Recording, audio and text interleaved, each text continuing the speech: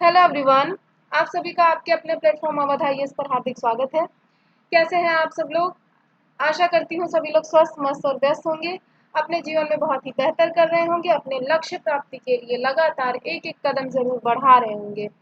जिंदगी बहुत छोटी है, कभी कभी लगता है जब हम पेन में होते हैं तो लगता है कि बहुत बड़ी है, बहुत प्रॉब्लमैटिक है, लेकिन एज यूजुअल अगर रियल में देखा जाए तो ज़िंदगी बहुत छोटी है, करना बहुत कुछ है।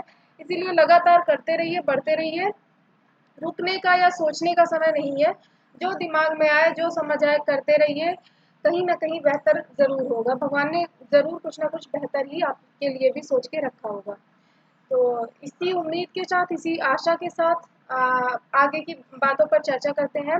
अगर आपने प्रीवियस 2 वीडियोज़ देखे होंगे इस चैनल के, तो आपको पता होगा कि ये चैनल आपकी स्पेशली अभी जो एकदम रिसेंटली एग्ज़ाम आपका जो लगा है आरओ का, उस एग्ज़ाम की आपकी तैयारी कराई जा रही है। धीरे-धीरे ये आगे भी बड़े एग्ज़ाम्स यानी पीसीएस, आईएएस की ओर भी बढ़ा जाएगा और उनकी भी तैयारी की जाएगी यहाँ पर। लेकिन अभी आपकी यहाँ पर आरओ एग्ज़ाम की तैयारी कराई जाती है। और अगर आपने प्रीवियस 2 वीडियोज़ नहीं देखे हैं, तो वो वीडियोज़ ज़रूर देख लीजिए, वो बहुत ही इम्पोर्टेंट वीडियोज़ हैं आपके लिए। क्योंकि पहले वीडियो में हमने प्रीवियस ईयर क्वेश्चंस का एनालिसिस किया है एक तरह से कि किस पेपर से कितने क्वेश्चंस आते हैं, किस टॉपिक से कितने क्वेश्चंस आते हैं, ये सारा डिस्कशन हमने पहली वीडियो में किया है। क्योंकि किसी भी एग्ज़ाम को अगर क्रैक करना है तो हमें उसका सिलेबस और उसके प्रीवियस ईयर क्वेश्चंस पे अच्छी कमांड होनी ज़रूरी है। अगर हमें सिलेबस ही नहीं पता तो हम एक तरह से डायरेक्शन लेस हो जाएंगे, किस डायरेक्शन में जाना है हमें ये ही हमें नहीं पता रहेगा। तो इसीलिए सिलेबस की अंडरस्टैंडिंग और फिर उनके प्रीवियस ईयर क्वेश्चंस का एनालिसिस। मैं प्रीवियस ईयर क्वेश्चंस की अंडरस्टैंडिंग नहीं बोल रही, क्योंकि एनालिसिस ज़्यादा इंपॉर्टेंट है शुरुआती समय में।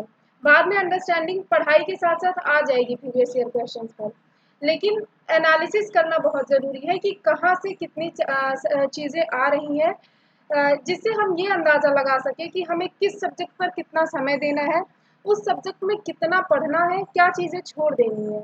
और यही एक तरीका है ये एग्ज़ाम क्रैक कर पाने का आरओ का, क्योंकि समय बहुत कम है।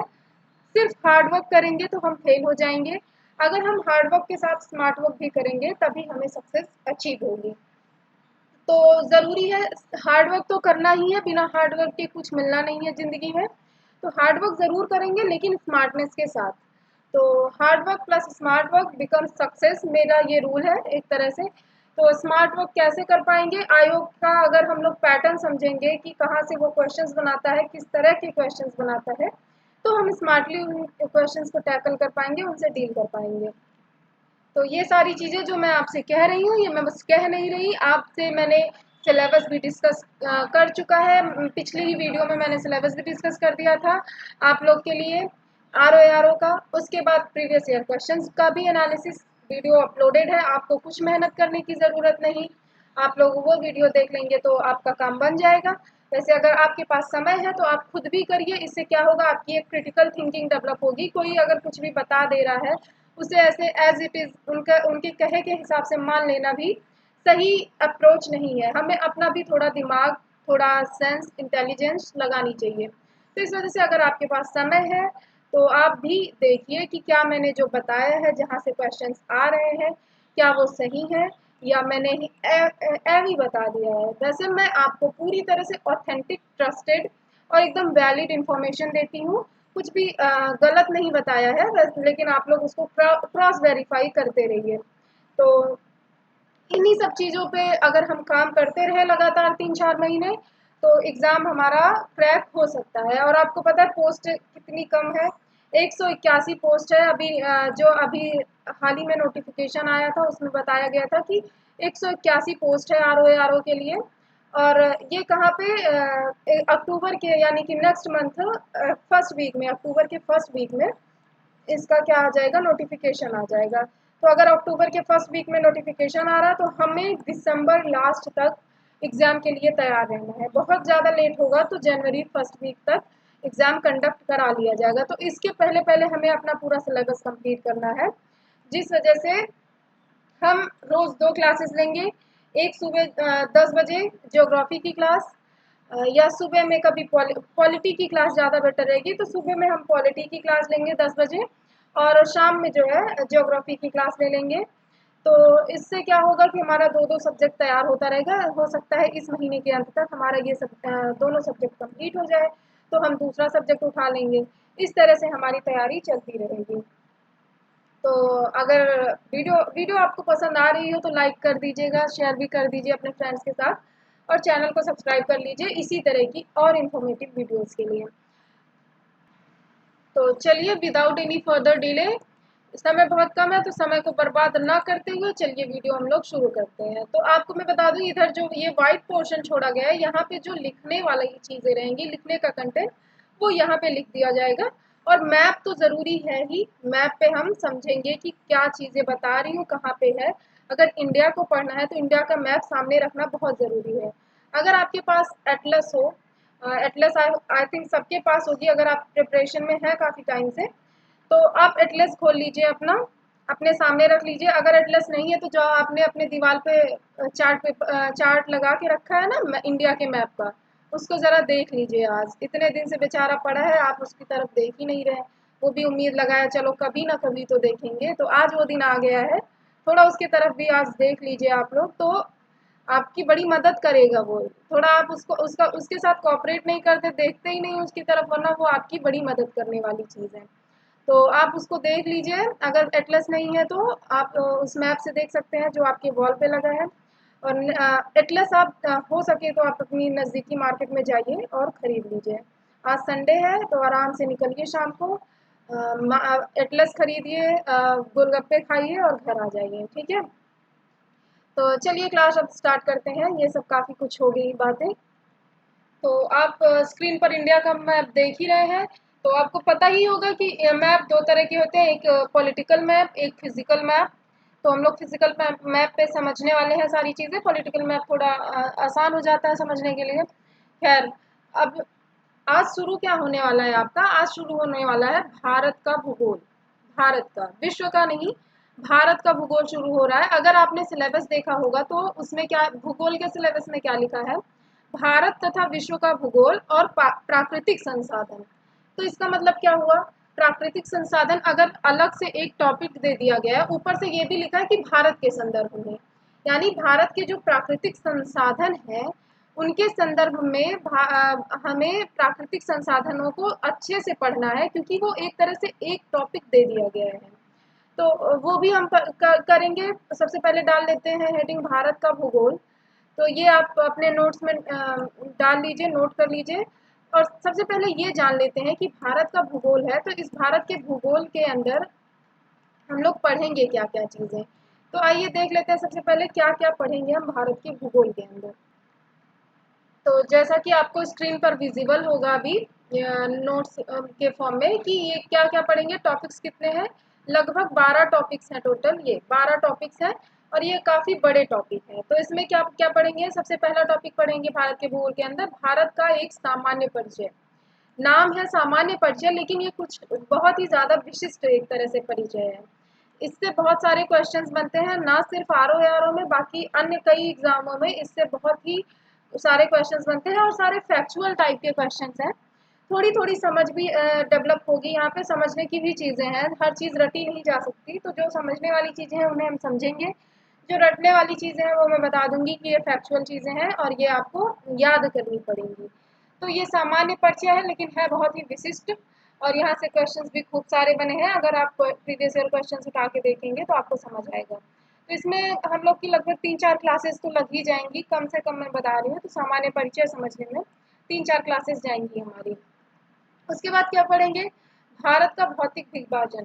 तो भारत का हम एक तरह से भौतिक विभाजन, फिजिकली कैसे डिवाइडेड है इंडिया, ये चीज़ें हमें समझनी होंगी। किस मतलब भारत की जलवायु कैसी है, मृदा कैसी है, चट्टानें कैसी हैं, कहाँ पे कौन सी चट्टानें पाई जाती हैं, फिर किस तरह की जलवायु है, फिर यहाँ की दर्रों के बारे में, बहुत सारे मतलब ग्लेशियर्स के बारे में, नदियों के बारे में, अपवाह तंत्र, इस तरह से भौतिक तौर पर जितनी सारी चीज़ें हैं सबको हमें पढ़ना है इस भारत के भौतिक विभाजन वाले टॉपिक में। इसी में हमारा हिमालय अभी आ जाएगा, हिमालय को भी हमें पूरा पढ़ना रहेगा, क्योंकि वो भी एक तरह से भौतिक ही संरचना है, तो ये भी हम इसी में पढ़ेंगे। तीसरा क्या आ जाएगा, भारत की भूगर्भिक संरचना यानी चट्टानी। तो भारत की चट्टानी संरचना, तो धारवाड़, कुडप्पा, विंध्यन, ये सारी चट्टानें आपने नाम सुनी होगी। अगर नहीं सुनी है तो चिंता की कोई बात नहीं है, सुनने ही आए हैं आप, और यहाँ पे आपको सुनाया ही जाएगा सारा कुछ जो आपको नहीं पता। तो भारत की भूगर्भिक संरचना जो है, चट्टानों के बारे में, हर चट्टान, आग्नेय शैल, आग्नेय और ये सब अवसादी चट्टानें, फिर ये सारी चीज़ें, कुडप्पा, विंध्यन, धारवाड़, ये सारी चट्टानें, और भी कई सारी हैं।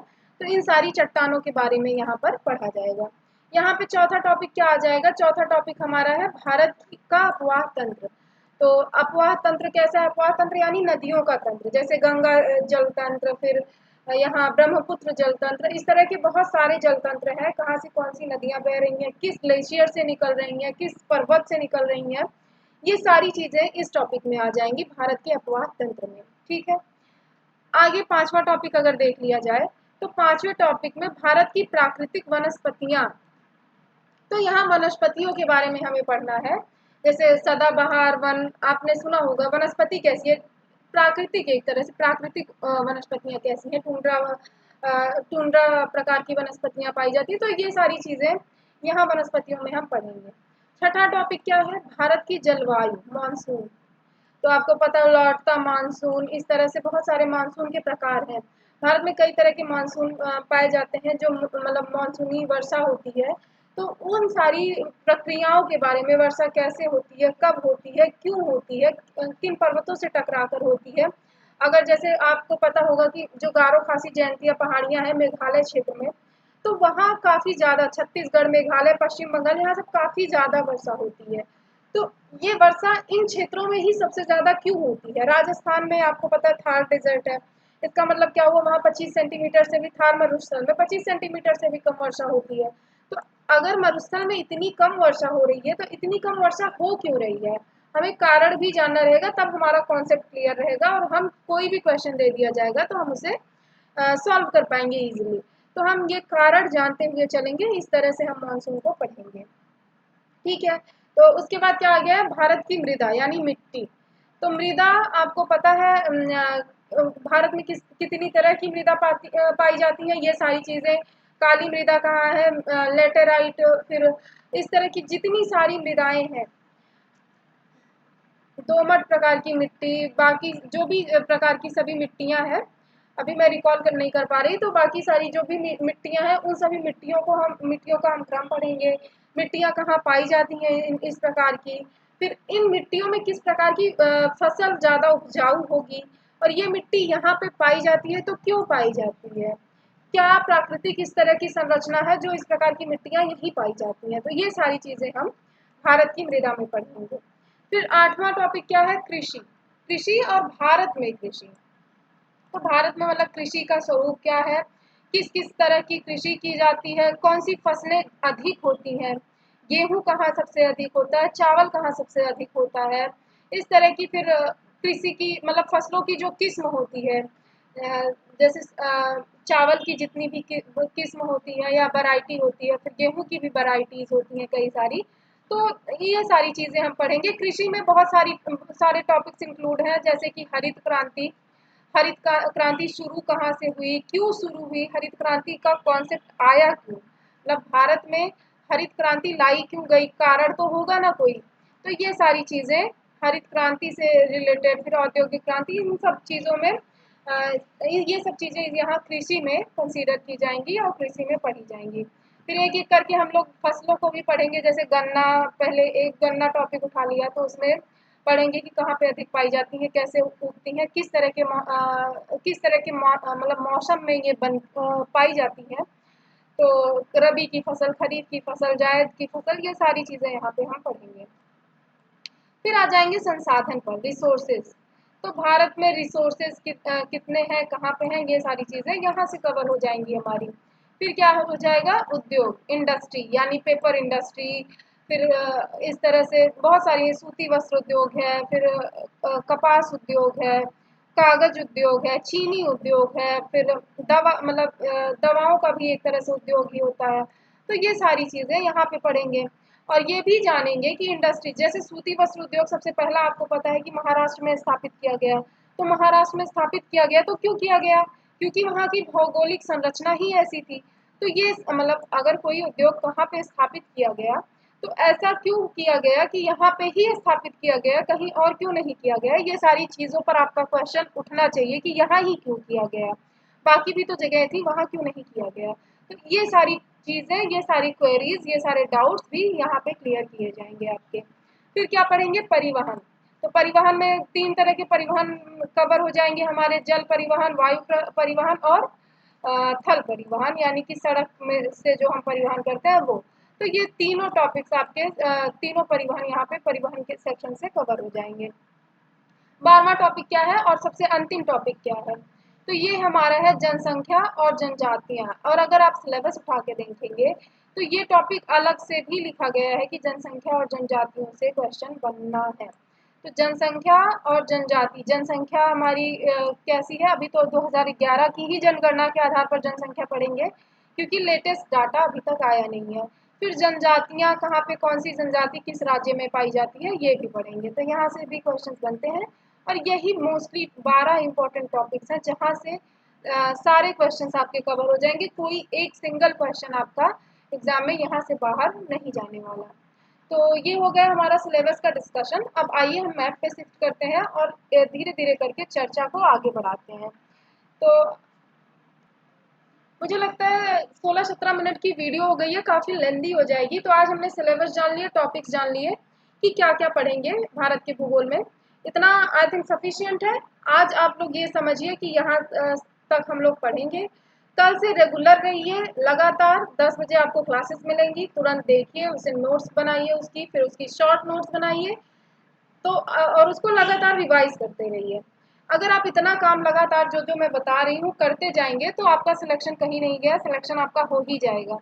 तो ये सारे काम आपको करने हैं। तो आज की वीडियो यहीं रोकते हैं। कल से हम लोग अपनी क्लासेस स्टार्ट करेंगे कि हम पढ़ेंगे कैसे, कहाँ से पढ़ेंगे, और अंडरस्टैंडिंग कल से चालू होगी और आपको समझने में कहीं भी कोई भी दिक्कत नहीं आएगी, ये मेरा आपसे वादा है। तो चलिए आज की वीडियो यहीं समाप्त करते हैं। वीडियो में अंत तक बने रहने के लिए आप सभी का बहुत बहुत धन्यवाद। मिलते हैं आप सभी से अगली वीडियो में, तब तक के लिए धन्यवाद। जय श्री राम।